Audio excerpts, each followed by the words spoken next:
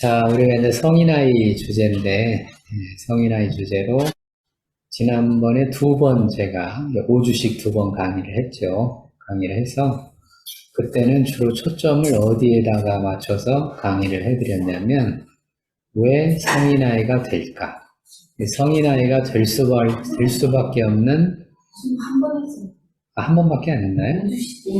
5주씩 두 번 한 게 아니고, 두 번 했다고 착각했네요. 지금 두 번째. 지금이 두 번째. 예. 감사합니다. 성인아이 한 번. 네, 두 번이 아니고. 한 번. 네. 그래서 초점을 이제 어디다 두고 했냐면, 초월 상담 이론을 두 번 했군요. 그거하고 헷갈려가지고. 초월 상담 이론의 요약 강의를 제가 두 번 하고, 성인아이 한 번 했나 보네요. 아무튼, 그렇다고 치고, 그렇다고 치고. 횟수는 중요한 게 아니니까. 그래서 이제 그 초점을 주로 어디에다 두고 제가 강의를 해드렸냐면, 성인아이가 될 수밖에 없는 큰, 쉽게 말해서 매크로, 바꿔서 큰 관점의 어떤 현대사회가 있다. 이게 이제 하나 중요한 포인트입니다. 그것이 시사하는 바가 크죠. 뭘 시사하냐면, 따라서 우리는 이 세상에서 우리가 사람으로, 인간으로 삶을 살아갈 때 성인아이를 피할 길은 없겠다.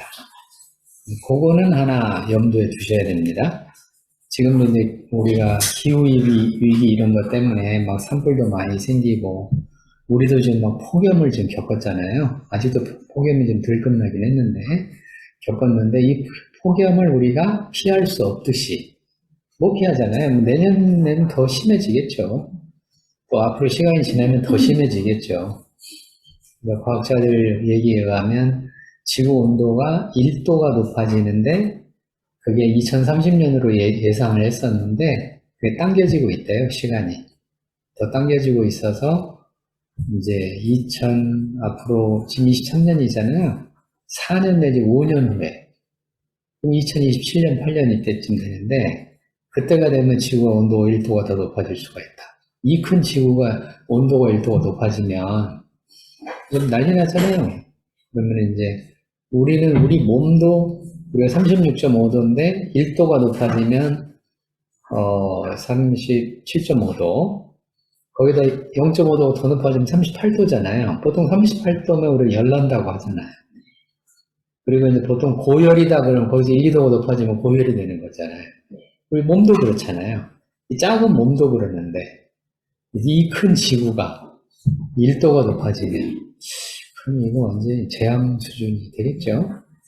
우리가 이제 그걸 피할 길이 없잖아요. 피할 길이 없이 그걸 경험하고 살 수밖에 없는 그런 것처럼 우리가 성인아이도 마찬가지로 우리가 살아가는 사회 현상이 우리를 성인아이로 살 수밖에 없는 그런 구조 속에서 있게 만든다. 그게 하나 큰 관점이에요. 그래서 너무 성인아이 탓하지를 마시고요. 어쩔 수 없이 성인아이로 살 수밖에 없구나 라고 하는 그런 측면을 하나 생각하시면 좋을 것 같은데, 그 중에 하나가 뭐라고 얘기를 해드렸냐면 현대사회의 산업구조를 얘기를 해드렸습니다. 산업구조가 주로 이제 우리가 살아가는 삶이 경제중심이다 보니까 현대사회가 경제중심 사회잖아요. 그걸 이제 또 다른 말로 물질만능주의, 철학적으로는 그렇게 이야기도 하고, 결국 다 돈으로 돌아가는 그런 세상이기 때문에 더더군다나 선진국이 되면 이 현상이 훨씬 더 가속화가 되잖아요. 가속화가 돼서 이제 그런 일들이 벌어지니까. 그러면 결국은 이제 결국 부모가 일을 해야 되잖아요. 결혼해서 이제 아이들을 키우려면 부모가 열심히 일을 해야 되는데, 부모가 일하는 게 이제 혼자 벌어가지고는 안 되는 그런 시대가 됐잖아요. 둘이 벌어도 빠듯한 세상이잖아요. 우리가 둘이 벌어도 빠듯한 그런 세상. 그러다 보니까 결국 엄마 아빠가 너무 바쁘다. 아이 입장에서 얘기하는 거예요. 성인 아이니까 아이 입장에서 보면 엄마 아빠가 너무 바쁘다. 바쁘다는 얘기는 바꿔서 얘기하면 아버지 부재 현상, 또는 엄마 부재 현상. 네, 아버지 부재 현상, 엄마 부재 현상 이전에 부부관계 쪽으로 보면 지금 이제 부모자녀 관계로 얘기를 했는데 이제 부부관계 쪽에서 보면 남편 부재 현상. 집에 그러니까 집에 없어요. 너무 바쁘니까 회사 가서 일하느라고. 오직 했으면 이제 오피스 커플이란 말이 생겼을까요? 그렇죠? 커플이란 말이 오피스 커플이에요. 그러니까 회사에서 동료들과 보내는 시간이 집에서 와이프와 보내는 시간보다 훨씬 많다. 그러면 이제 이게 삶이 좀 역전이 되는 거잖아요. 그게 이제 남편 부재 현상. 만약에 이제 부인이 또 일을 하는 사람이면 남편 부재 현상만 있는 게 아니죠.